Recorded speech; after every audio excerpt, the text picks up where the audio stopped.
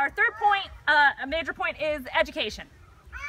I am a parent, so it is personal, but we also look at what it does for our community. Our communities are so important, and if we want to bring people in to our communities, we have to give them a reason to want to live here.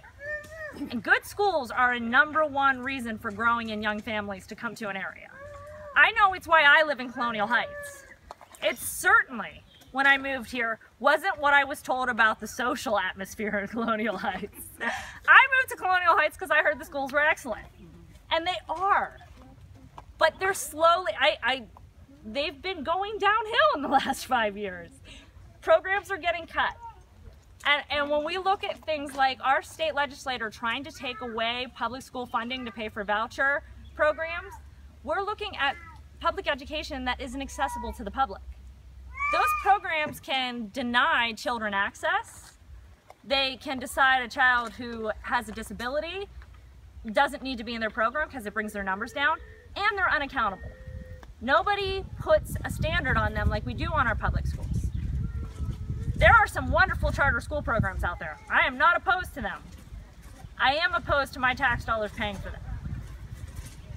We need to make sure that we are fully funding K-12, pre-K as well for low-income families. We see an achievement gap that is huge between kids who have gone to educational pre-K and those who have not. That actually cost us more money in the long run because about 5 times more of them are held back in kindergarten if they didn't do 1 year of pre-K.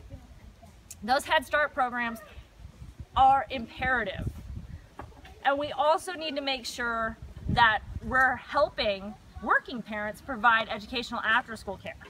I was so lucky to be in the military because I had an educational preschool program that was based on my income, and it was actually based on my income. I could afford it. And I had an after-school program that was actually free, that my daughter could go to and loved it. She absolutely adored it, where she got to learn and play while I had to stay at work.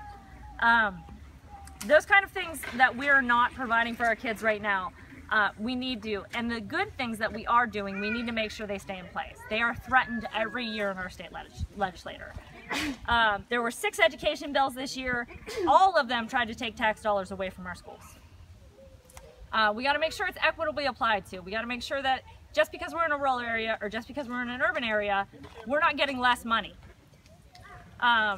Because our kids didn't choose to be raised there, and our kids' ability isn't limited by where they live.